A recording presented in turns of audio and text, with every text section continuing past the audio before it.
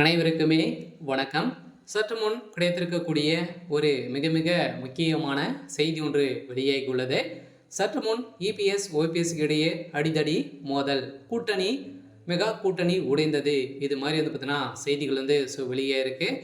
நேற்று பார்த்தீங்கன்னா புதுச்சேரியில் அருகே எம்ஜிஆர் சிலை திறப்பு பார்த்தீங்கன்னா ஓபிஎஸ் இபிஎஸ் அணியினர் இடையே கடும் மோதல்கள் ஏற்பட்டு அங்கு போலீஸாரெலாம் பார்த்தீங்கன்னா சால்வ் பண்ணியிருக்கக்கூடிய நிலையில் இன்று பார்த்தீங்கன்னா இபிஎஸ்க்கும் ஓபிஎஸ்க்கும் இடையே பார்த்தீங்கன்னா சென்னையில் அடிதடி மோதல் ஏற்பட்டிருக்கு அப்படிங்கிற மாதிரி தகவல் வெளியே இருக்குது. சொன்னால் பார்த்தீங்கன்னா இப்போ மீண்டும் மிகப்பெரிய இடையே தான் அடிதடி மோதல் ஏற்பட்டிருக்கு.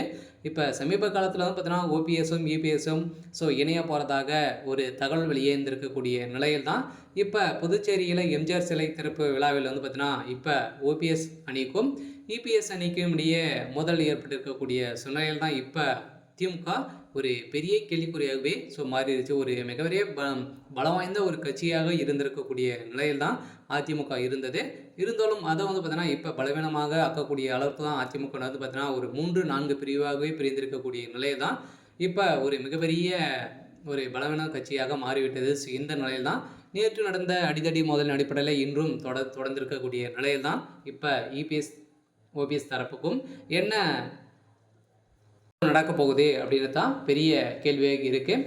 இதை பற்றி இந்த வீடியோவில் பார்க்கலாம். அதுக்கு முன்னாடி நம்ம சேனலுக்கு இப்போ தான் நீங்கள் முதல் முறையாக வந்திருக்கீங்க அப்படின்னா மறக்காமல் நம்மளுடைய சேனலை சப்ஸ்கிரைப் பண்ணி சப்போர்ட் பண்ணுங்கள்.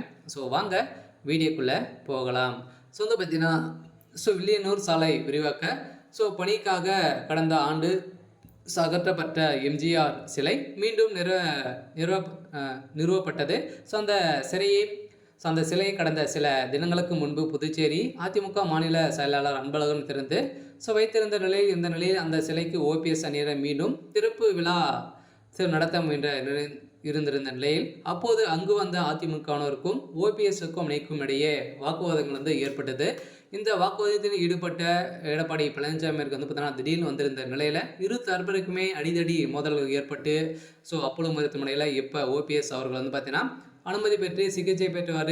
இந்த நிலையில் தான் பார்த்தீங்கன்னா இப்போ ஒரு வழக்காக பதிவு செஞ்சுருக்காங்க. இந்த வழக்கின் அடிப்படையில் திமுகவுடைய கூட்டணி ஏற்கனவே ஒரு கூட்டணியிலேயே பிரச்சனையாக இருந்திருக்கக்கூடிய நிலையில் மீண்டும் இடைவெளி மெகா விரிசல் ஏற்பட்டிருக்கு. அதனால் பார்த்தீங்கன்னா இபிஎஸ் அவர்கள் என்ன செய்ய போகிறாரு அப்படின்னு தான் பெரிய கேள்வியாகவே இருக்குது. எந்த நிலையில் இருந்தாலுமே இரு தரப்புக்குமே அடிதடி மோதல் மீண்டும் இன்றும் பார்த்தீங்கன்னா தொடர்ந்துருக்கு. காலையிலே ஒரு மிகப்பெரிய பிரச்சனையாக தான் வந்திருக்கு. இதைத் தொடர்ந்து பாதுகாப்பு பணியில் ஈடுபட்டிருந்த போலீசார் எச்சரித்தும் ஓபிஎஸ் அணியர் பார்த்தீங்கன்னா கலந்து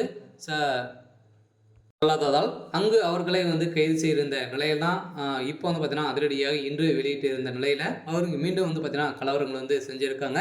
இந்த கலவரத்தின் அடிப்படையில் தான் பார்த்தீங்கன்னா இருவருமே கைது செய்யப்படலாம் அப்படின்ற மாதிரி ஒரு தகவல் வழியாக இருக்குது. இருந்தாலும் என்ன நடக்க போகுது அப்படின்றத வெயிட் பண்ணி பார்க்கலாம். இது மாதிரி செய்திகளை தெரிஞ்சுக்கணும் அப்படின்னா மறக்காமல் நம்மளுடைய சேனலை சப்ஸ்கிரைப் பண்ணி சப்போர்ட் பண்ணுங்கள். தேங்க்யூ.